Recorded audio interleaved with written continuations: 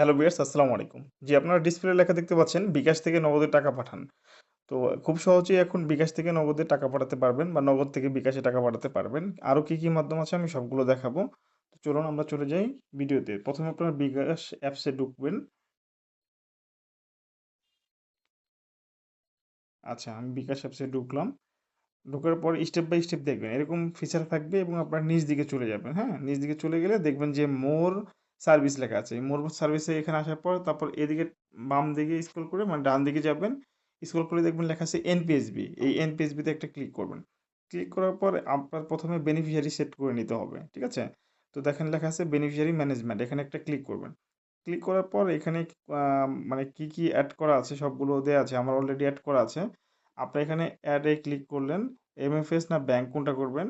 তো এখানে আমি এমএফএস করছি যেহেতু নগদ করছি, নগদ দেখাচ্ছি। তাহলে এমএফএস এ ক্লিক করলাম। এখান থেকে নগদ সিলেক্ট করলাম। এটা জাস্ট প্রথমবার কেওয়াইসি সেট করতে হয় একটা নাম্বারে, হ্যাঁ? তো তারপর থেকে সেকেন্ড টাইম থেকে কিন্তু আর আপনার এটা করতে হবে না। তারপর আপনার স্টার্ট নাও এ ক্লিক করলেন। ক্লিক করার পর এখানে আপনার ফেস ভেরিফাই হবে। হ্যাঁ, অবশ্য নগদ বিকাশ অ্যাকাউন্ট যার এনআইডিতে খোলা তার ভেরিফাই লাগে। আমার ভেরিফাই কমপ্লিট। ঠিক আছে? এরকমভাবে আপনারা প্রথমে ভেরিফাই করে নেবেন। প্রথমবার আপনার নগদ দিতে গেলে এরকম ভেরিফাই করে নিতে হবে। ভেরিফাই সাকসেসফুল হয়েছে। ঠিক আছে? এরকমভাবে তাহলে আমি আমি এখানে কি দিব যে কোন নাম্বারটা আমি ভেরিফাই করতে চাচ্ছি সেটা আমার এখানে নাম্বার দিতে হবে। ঠিক আছে? আমি আমার নাম্বারটা দিচ্ছি।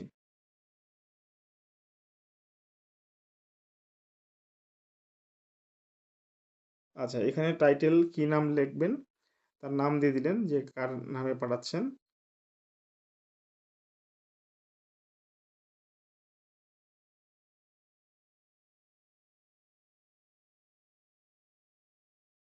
ঠিক আছে?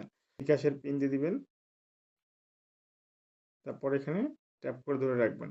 বাস আমার এটা সাকসেসফুল ভাবে এড হয়ে গেল। আবার আমি এখন এনপিএসবি ক্লিক করব। তারপরে এমএফএস অ্যাকাউন্টে যাব। এই দেখেন আমার নগদ এখানে চলে আসলো। আমি আগে রকেট করেছিলাম, এখন নগদ করেছি। এরকমভাবে আপনি যেগুলো এমএফএস আছে এগুলো সেট করতে পারবেন, ব্যাংকেও পাঠাতে পারবেন। ঠিক আছে? তো এখানে কিন্তু চার্জ কাটবে। আমি আগে বলে রাখছি যে 1008 টাকা 50 পয়সা হারে চার্জ কাটবে।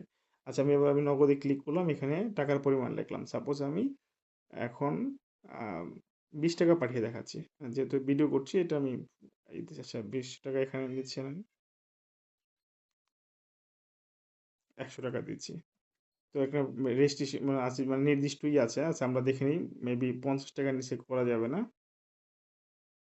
আচ্ছা ৳50 কিন্তু হচ্ছে। আচ্ছা আমরা যদি ৳50 কম দিই দেখি কি হয়? আচ্ছা হচ্ছে না। মিনিমাম ৳50 দিতে হবে। ঠিক আছে? তাহলে আমরা এখানে মিনিমাম ঠিক আছে? তারপর ট্যাপ করে ধরে রাখলাম। একটু সময় নিবে। এটা নেটওয়ার্কের উপর ডিপেন্ড করে। দেখেন আমার টাকা কিন্তু অলরেডি চলে গেছে। তো আশা করি ভিউয়ার্স আপনারা খুব সহজেই বুঝতে পারছেন যে কিভাবে আপনার বিকাশ থেকে নগদে টাকা নেবেন। তো সবাই ভালো থাকুন, সুস্থ থাকুন। আল্লাহ হাফেজ।